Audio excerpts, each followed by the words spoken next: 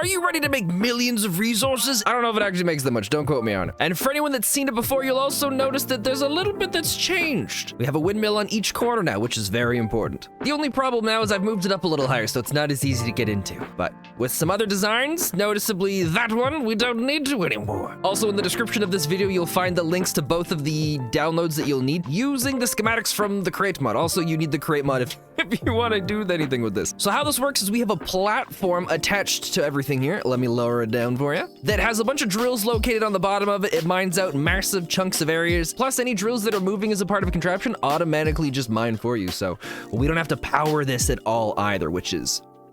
I did used to have a bunch of really cool railings on this, but as soon as this rotates, all the railings disappear, so it's not really safe anymore. So just, watch out for that. You can see up above, we've got a couple different colors up here. There's orange in the corner there, there's magenta there, we've got blue here, and then yellow is in the back corner on the left. The colors of the wool indicate what buttons we want to press to move this. The easiest way to remember which way things turn is this thing is going to rotate the same direction that the windmills are spinning. So that way you've always got a visual thing. We're gonna hit the orange button and we should see it move. Please, fingers crossed.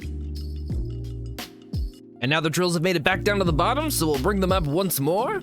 You can see up above, magenta is going to be the next color we want to move. If you move this before the drills have returned back, it'll move without the drills, and the drills get left behind, and it's a big pain to bring it back all together. So now we'll do magenta. Fingers crossed. There it is. Oh, it's beautiful. And there it goes. Now what we would do to get this next part here is we would slap on the yellow button and it would rotate and spin it back around to the front part. How we had it before was we had them on opposite corners and it would kind of like puzzle piece its way around. But now it can move to basically just any square we want, which is really awesome. Remember, it spins the same direction that the windmills do. We want to use the yellow one. So we're gonna hit this button and it should swing itself forwards. Just like this.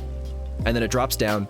And it starts mowing through everything. But let's hop over into a creative world and I'll show you guys exactly how it works. So the buttons that I set up off to the side are the exact same buttons that I have on here. If you want to, you can slap a seat down on top of this and you can ride it around. The pillars on this aren't needed, but I left them on here. I just like being able to climb up and down as needed to be able to get onto these things. It helps me feel a little more immersed into the whole thing. All the wool can be changed. You can do colors or no colors if you want. I just like them there because it helps me differentiate what buttons are going to be used for what. I've also located a bunch of buttons on here so that we've got the signs, yellow, light blue, magenta, and orange. And then the top right is going to be there for orange. The bottom right is going to be there for magenta. Same thing with the top left being yellow and then the bottom left being light blue. Right back here, doesn't matter what side, you can break the two little side parts or anything on the back to be able to sneak inside. And you can see the little buttons that we've got set up, or at least the buttons that go to the redstone links. These are the exact same redstone links that I had on the buttons just out in my little world that I was pushing, so that I didn't have to be up in here if I didn't want to be. The reason why we have all of these as buttons to redstone links is because while this contraption is rotating and moving, it can't send or receive redstone signals. It can only do that when it gets to its finished position. It can also be a little bit funny with how it saves the signals, so that's why it just acts as something that you can send something from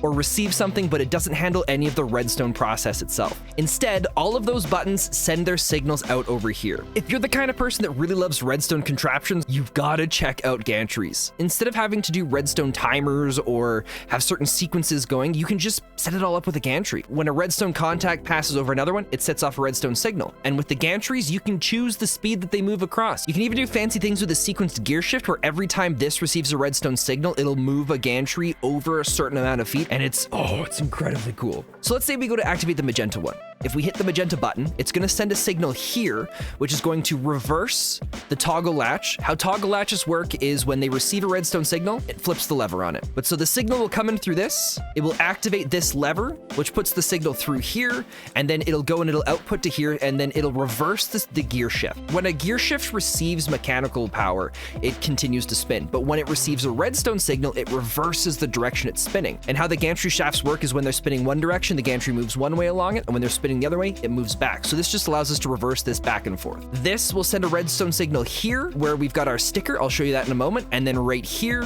where we've got our windmill, which I'll show you that in a second here too. So one of the challenges with getting all of this going, and you can see here, all of these are down. When you first paste this in, you need to come in here and you need to go and turn on every single one of these stickers. If you don't, this whole contraption will rotate and move and leave all of your windmills behind, and you'll break everything. You'll have to rebuild it. What the stickers are doing is they're attaching this upper spot to the lower base. When the sticker is not attached, this is considered a separate thing. The reason why that's really important is we have the mechanical bearing facing down attached to this windmill. So when our signals are sent up through here, the first one goes up to this, which boom, unsticks this. So then the second signal goes to the sequence gear shift, which tells the mechanical bearing to move 90 degrees. So then this will rotate the entire contraption 90 degrees. Why don't I show you what happens when you don't have one of these stuck? So we're gonna unstick the magenta. We're going to leave the blue stuck, so that's how it should be. And now we're gonna go turn the blue on and you'll see what happens. Okay, also turning on all of the windmills might be important. So let's rotate this.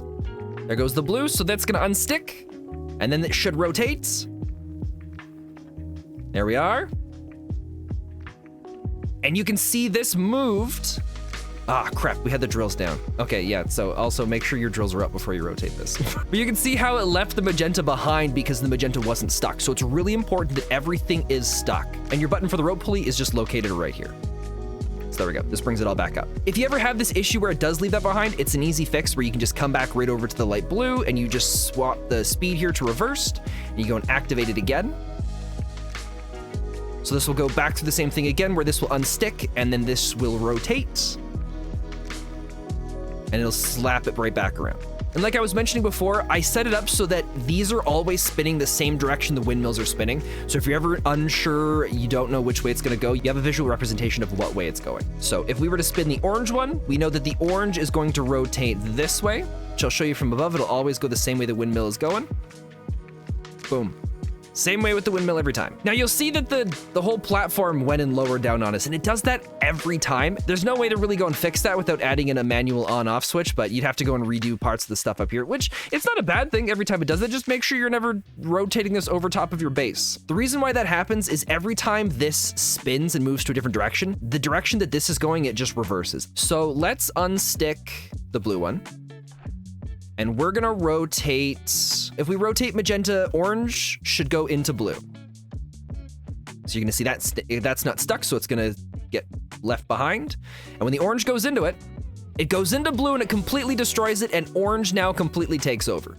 So you'll see we've now got all of the orange stuff located over here. The nice thing about it is it does drop all the blocks, so you can just rebuild this over on the other side. What you can always do is you can always just take a schematic of each one of these corners and then save those for yourself. So if you ever have to replace one of them, it's an easier fix. That's basically how it works. If you ever do have issues, come say hi on one of my live streams so that I can always pop into the world here if we're not doing anything at the moment and show you probably what the problem might be. It took a couple weeks to get this done enough to be able to show you guys because I wanted to get this whole spot as simple as possible. And so thankfully this just looks complicated, but all it really is just an on-off toggle thing that slides these back and forth. Because it glues, moves, and then glues again, it just goes back and forth, and it's beautiful. So you get tons of resources. I almost forgot about this. There is one last thing to show you that's very, very important. And it's the reason why you got to make sure this is always above what you're going to be mining. So let's say you're mining above a forest. And you've got all of these leaf blocks in the way along here because there's a bunch of trees and like the trees come up higher than it. The reason why I decided to go with rotating is because once this rotates into blocks, it will break all the blocks that it rotates onto. But if there's ever stuff below it, right along the drills, you'll see where things get a little bit complicated. So we're going to want to spin with the yellow one. So because it's rotating, all the drills are gonna wanna try and break the blocks of these leaves. And so it slows it down and it starts breaking some of them, but it'll snap back. And leaves are fast, so if you do it enough times, it'll eventually mine its way through. But if there's cobblestone or stone or part of a mountain in the way, which I'll show you here, we'll just do one line along there. Like it can break a couple of the blocks, but if you've got tons of blocks filling the area over here, you're gonna be there for a long time hitting the button over and over and over again. But what's great is because of how this is set up, if you ever need to move it higher, all you've got to do is slap down a sticky piston, and you can even move it with a hand crank. Let's say we need to move it that many blocks. There you go, look at that. The whole thing moves up, everything stays connected. You can even move it back down as long as everything's glued. But now this is up, it's above where those parts are, so we'll slap the yellow button again. Beautiful. But now it's time to clean up our mess of a machine. And we're turning it into this, which is way nicer, way cleaner. All of the items that we need are placed out into their own individual barrel locations. And now the mess is a little bit more optimized, but completely hidden behind. The whole system had tons of conveyor belts that would just zigzag and go around all sorts of different directions, but now we don't need those because they come in nicely right over here. Pretty much the whole thing that we had before is now condensed into this size here, which I think there's only 2 or 3 different things we haven't put in yet, but it's so much more incredible. We just have to repower it. Oh, and look at the automated trains working. They're beautiful. This now loops in and around. It'll come back in, position itself nicely, and then it's going to continue loading up from this.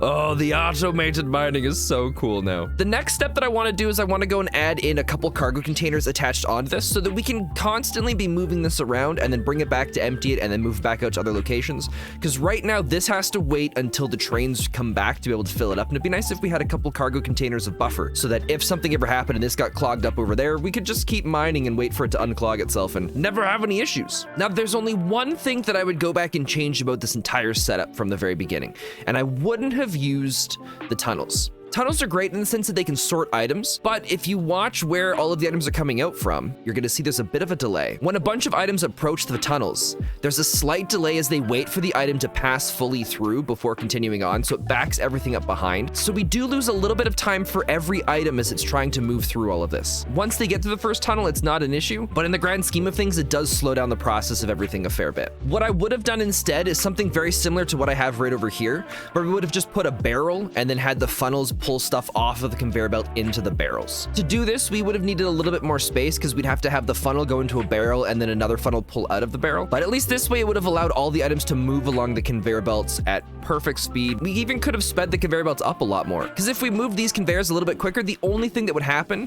is they would just get to this point and have to wait here longer. But that is the automated mining machine. Hopefully everything made sense. If there's any questions, feel free to leave a comment or stop by one of the live streams and ask, and I'll do everything I can to help move it forward smoothly for you.